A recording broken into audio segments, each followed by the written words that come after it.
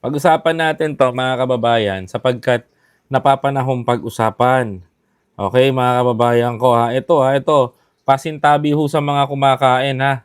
Sa mga ho baka ho 'pag nakita niyo ho ito, maduwal ho kayo, hindi ko na ho problema ano, hindi ko na ho problema 'pag naduwal ho kayo ha. Kaya mabuti pa ho, itigil niyo na ho yung pagkain ho ninyo. Baka ho maduwal ho kayo, hindi ko ho kasalanan, wag niyo ho ako sisisihin. Wag niyo ho akong sisisihin 'no, mga kababayan. Eto, mga kababayan ko, pag-usapan na natin 'to. Mr. Banat Bay, ang hirap banggitin ng pangalan. Ang sagwa. No, may banat siya tungkol sa charter change sa isinusulong na ni Senator Soto, mga kababayan ko. At ang sabi pa dito, mga kababayan ko, ay saksakan ng dami ng fake news na kanyang mga sinabi. So, syempre, mga kababayan ko, tayo, as a Filipino, tibagin natin yung fake news na to. Mga kababayan, eto siya, pakinggan natin. Ito. Alam mo ba kung bakit biglang umiinit na naman ang usapin tungkol sa tsa-tsa? Nagtataka po ang hinayupak na ito kung bakit daw ho umiinit ang usapin patungkol ho sa charter change, mga kababayan. Pakinggan nyo ho yung baloktot na ideology niya. Hindi ko ho alam kung saan ho kumukuha ng kapal ng mukha ho itong tao na to para magsalita ho ng ganito. Sa totoo lang, hindi ko ho alam. Kahit ho ako napapaisip, mga kababayan. Tignan nyo. Hindi dahil mahal ng mga politiko ang bayan. Dahil hindi daw ho mahal ng mga politiko ang bayan o ano. Hindi dahil gusto nilang ayusin ang sistema. Kundi dahil nauubusan na sila ng opsyon. Ano option to, mga kababayan ko?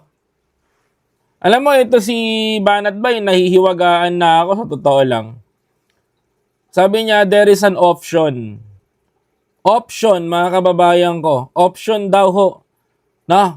Meron daw hong option. Tinatawag ito.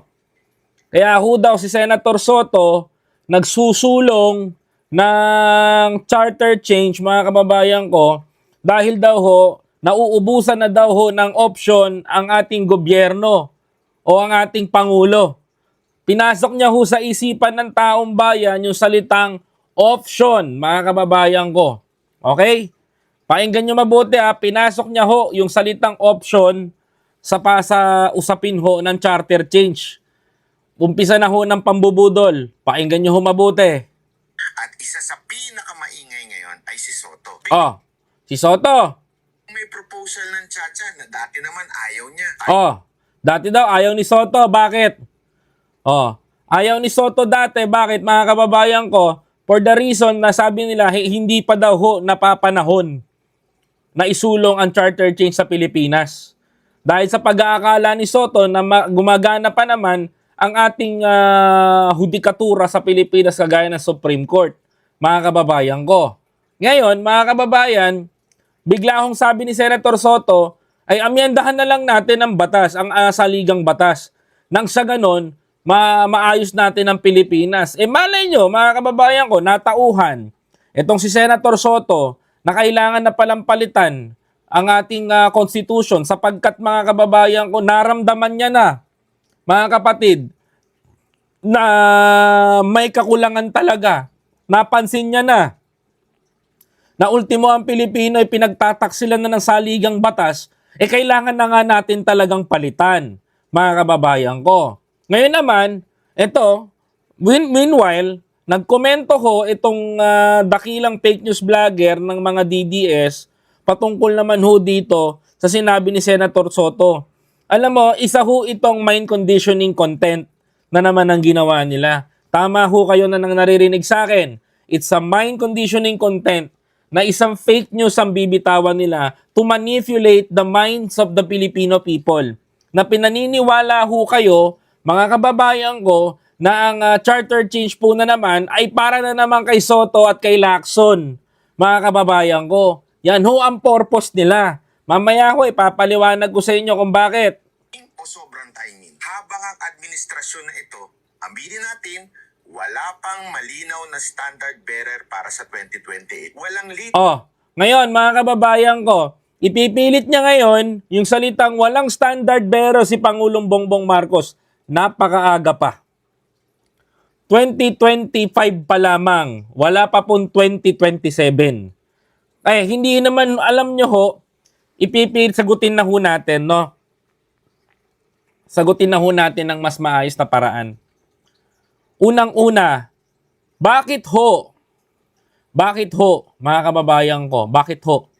Wala pa po napipili si Pangulong Bongbong Marcos. Sigurado ho ba kayo na wala pa hong napipisil yung presidente namin? Nakakasigurado ba kayo na wala pang nakikitang papalit sa kanya si Pangulong Bongbong Marcos? Nakakasiguro ba itong mga DDS na to kung makapagsalita ay akala mo inuunahan lagi ang presidente? Nakakasiguro ba kayo na magkakaroon, mga kababayan ko, ng linaw kapag naglabas ba ang presidente? Number 1, tingnan nyo mabuti. Kapag si Presidente Bongbong Marcos naglabas ng pambato niya ngayon at napakaaga pa sa 2028, ano mangyayari? Puputaktihin ng mga kalaban yon. Pupuntiryahin ng mga kalaban yon, mga kababayan ko. Tama ba ako, mga kapatid? Di ba? Ma'am Shilis, tama po ba? Tama po ba yung sinasabi ko? Kung si Pangulong Bongbong Marcos ay naglabas na ng kanyang pambato sa 2028, automatically, pupuntiryahin ng mga kalaban ni PBBM yon. Ngayon, mga kababayan ko, hindi po katulad si Pangulong Bongbong Marcos kagaya ng mga DDS na to. Oho, tama ho kayo ng inyong naririnig. No? Hindi ho kagaya si Pangulong Bongbong Marcos ng mga DDS na to. Bakit ko ho nasasabi, mga kababayan ko, na hindi po kagaya, no, ng mga DDS na to? Kasi unang-una sa lahat, may utak ko si Presidente. Biruin nyo si Presidente Bongbong Marcos, sa administrasyon niya, nakulong ng walang kahirap-hirap yung inyong puong nasa rehas, na si Digong. Nakita nyo? Nakita nyo rin ba kung paano dumiskarte si Pangulong Bongbong Marcos upang paangatin ang ekonomiya ng Pilipinas? Hindi nyo naintindihan yon. Tama ba ako, mga kababayan ko? Ngayon, palalabasin ninyo, kaya si Soto, naghahanap ng charter change dahil gusto niya, mga kababayan ko, na magkaroon ng gusto niyang maupo, palalabasin yung gusto maupo ni Soto bilang Prime Minister dahil hindi manalo-nalo ng pagka-presidente itong dalawang magtandem na si Soto at si Lacson. Hindi ho totoo yun, mga kababayan ko. Papaliwanag ho natin, alam mong klarong-klaro ho sa taong bayan eh. Alam mong klarong-klaro sa sambayan ng Pilipino kung bakit, mga kababayan ko, itong si Senator Soto at si Senator Ping Lacson, mga kababayan ko, ay gustong paboran ang charter change. Bakit, mga kababayan ko? Kasi nga ho, nakita ho ni Soto kung gaano ho tayo binababoy ng Supreme Court. Nakita ho ni Senator Soto kung papaano ho tayo iniisahan ng Supreme Court, no, mga kababayan ko, sa pamamagitan ng impeachment. So sino ho ba to nagsasaysay na to na naririnig ninyo, mga kababayan ko? Di ba't po ba ay bataan ng pinai-impeach ng taong bayan, mga kapatid? Tama ho ba? Tama ho ba, mga kababayan ko? Di ba to itong taong nagsasalita na inyong napapanood, mga kababayan ko, na ang pangalan ay Banatbay, ay tauhan, mga kababayan ko, ng taong pinai-impeach ng taong bayan. Natural, lahat po ng sasabihin sa bunganga niyan, mga kababayan ko, ay hindi ho papabor sa posisyon kung saan, mga kababayan ko, na ang Supreme Court ay talagang ay talagang nag-o-overpower sa ating lipunan. Ngayon, mga kababayan ko, tama ho ba yung ginagawa ng Supreme Court na baguhin ang ating ruling upang mapagtakpan, mga kababayan ko, ang pagkakamali ng isang nagnanakaw sa pondo at pera ng taong bayan? Like I said, mga kababayan ko, ang huling bahay na tataguan ni Tambalustay, mga kababayan ko, ay ang Supreme Court, which is hindi ho nating kaalyado Hindi ho sa mga Pilipino. Hindi ho kaalyado ng Pilipino ang Supreme Court, kundi kaalyado ng isang pamilya na dating pinamunuan ng kanilang puong nasa rehas. Mga kababayan ko, intindihin nyo na lang ho yung mga magic word ko kasi bawal. Mga kababayan, kaya ho, ang banat ho niya, ang tira ho niya, mga kababayan ko, abay tira pasok mga kapatid. Siyempre, siyempre tira pasok, babanatan nito ang ating gobyerno. Paano? O ito, pakinggan ninyo. Na kayang saluhin ang galit ng taong bayan. Walang pangalang kayang ipaglaban sa national election. Hindi naman usapin dito yung national election, Mr. Cristobal. Okay? Huy, hindi usapin ng pagiging ang laban sa national election dito. Ang pinupunto dito, yung pangingialam ng Supreme Court kung bakit gusto ni Senator Soto na magkaroon ng impeachment and magkaroon ng charter change, mga kababayan ko. Kasi bakit? Saan ka ba naman makakita, mga kababayan? Saan ho kayo makakita na ang Supreme Court, pag ipa-i-impeach ho si Sara Duterte, tila ho ba binabago nila ang ruling, mga kababayan ko? Eto, gustong ipa-impeach si Pangulong Bongbong Marcos. Aba, mga kababayan ko, no words, no say. Wala ho silang imik, mga kababayan ko. Basta yung ruling nila ang pakikinggan. Ganun ho katindi, mga kababayan ko, ang sinasaang ginagawa ho nila, mga kapatid. So, painggan nyo ho mabuti. Anong fallback? Baguhin ang laro. Huwag na tayong maglukuhan. Ilang beses na nag-ambisyon si Soto sa national level. Hoy, nako, fake news ka na naman. No? Kung nag-national level man si Soto, pumanik man siya, wala naman din problema.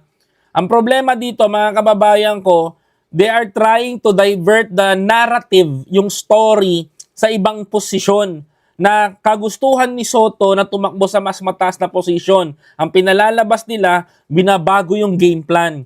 Hindi po yun ang katotohanan. Hindi po yun ang totoong nangyayari.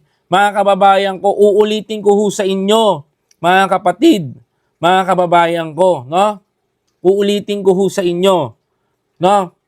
Si Senator Soto, gusto niyang isulong ang pagbabago ng konstitusyon dahil nag-o-overpower na ang Supreme Court, kung saan pinakikialaman ang trabaho ng Kongreso na hindi naman dapat nila ginagawa, mga kababayan ko. Nakuha nyo ba yung punto ko, mga kapatid?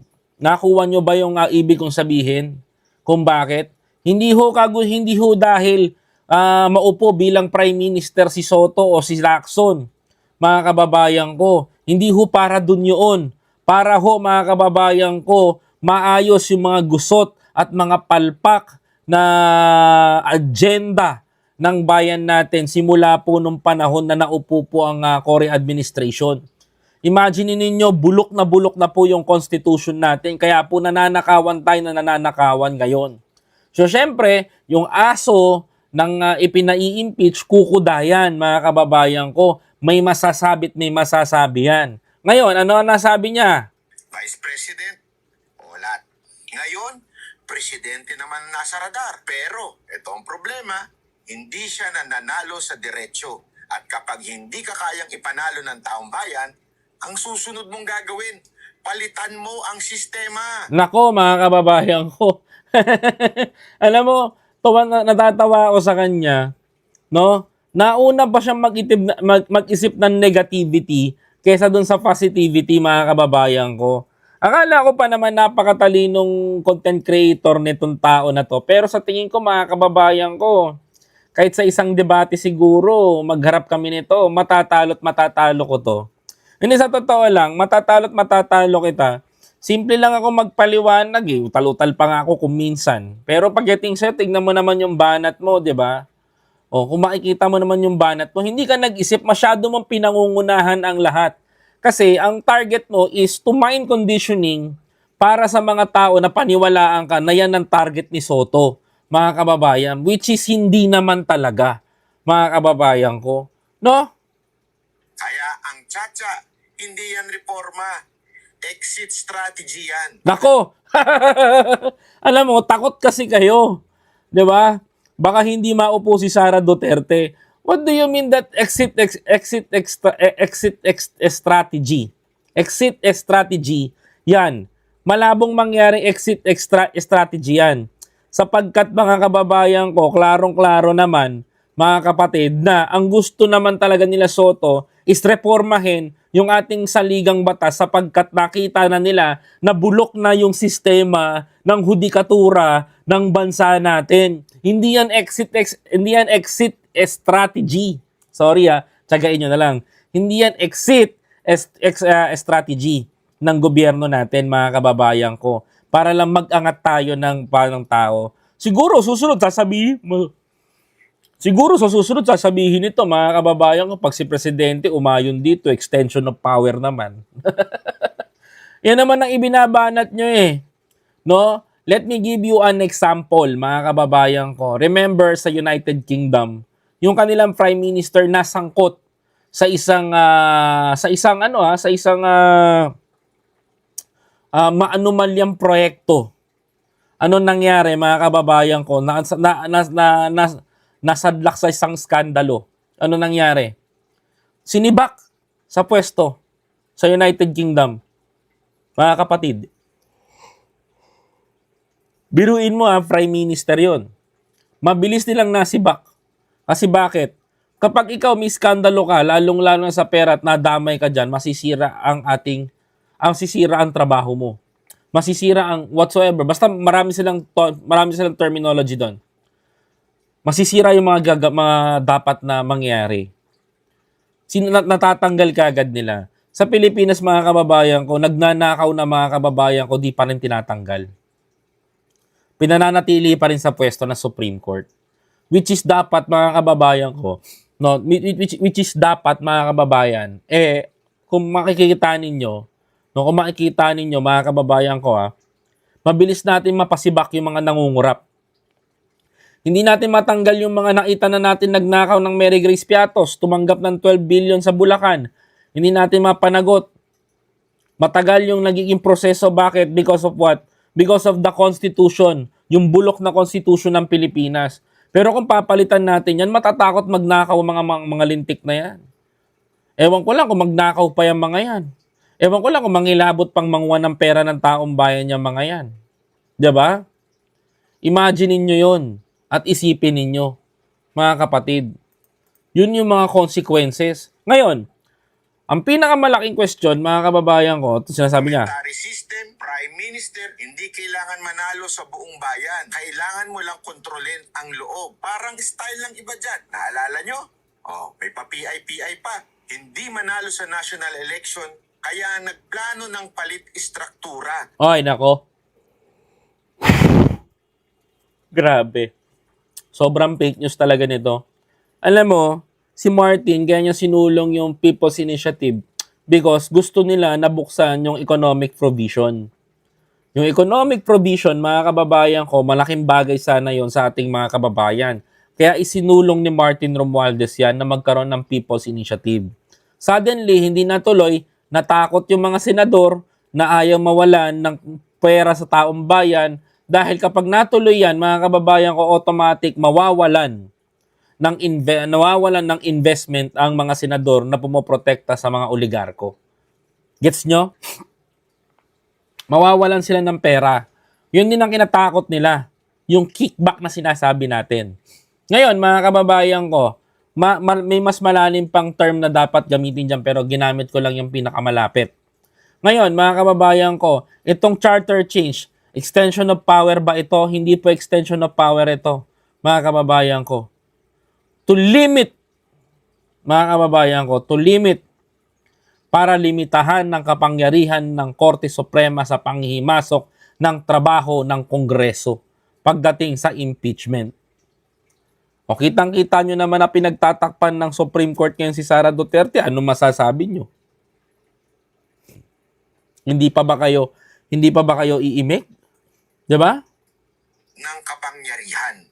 Hindi boto ng tao ang puhunan, kundi galaw ng mga elitista. At ito ngayon, Bakit? Pag nagka-parliamentary system ba tayo, mga kababayan ko, we can go to hybrid election. Kung tutusin, mga kababayan ko, we can go to hybrid election. Napakadali.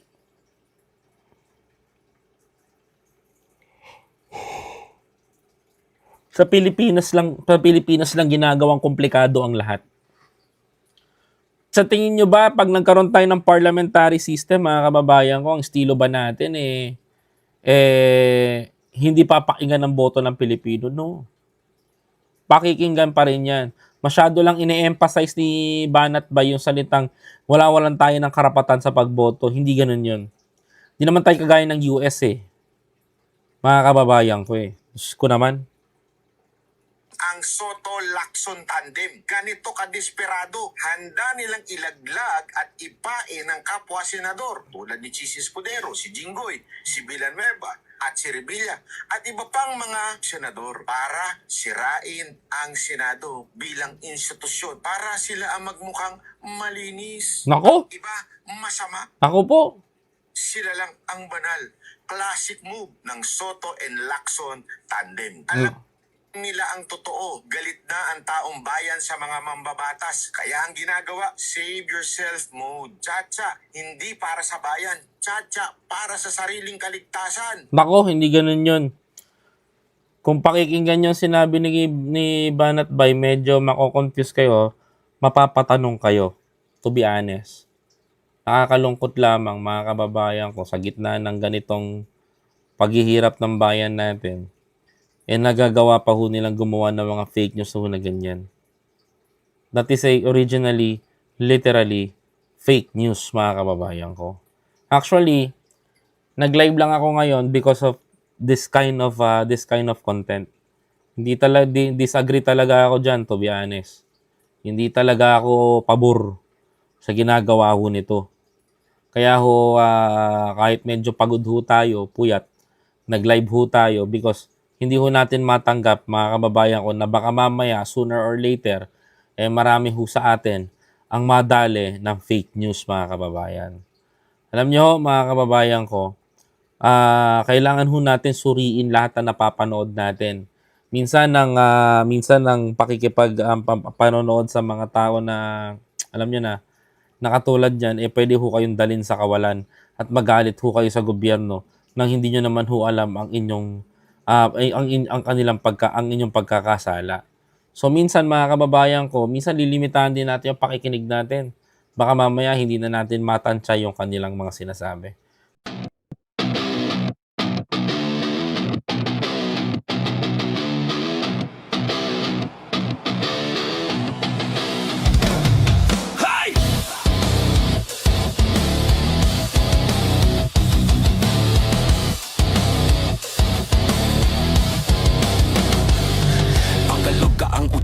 Hindi na uubra, mga pekeng balita agad mabubura. Mga troll farm, malamang susuko na dahil kami ang bebengga, humanda ka na. Mga makachina, benga, benga. Mga fake news, benga, benga. Salbahing dedes, benga, benga. Halik sa walang kawala ang may sala. Wala kang kawala, benga, bengador. Kayo ay maganda, benga, bengador. Galit sa masama, benga, bengador. Ang sa inyo bebenga, benga, bengador. Wala kang kawala, benga, bengador. Kayo ay maganda, benga, bengador. Galit sa masama, benga, bengador.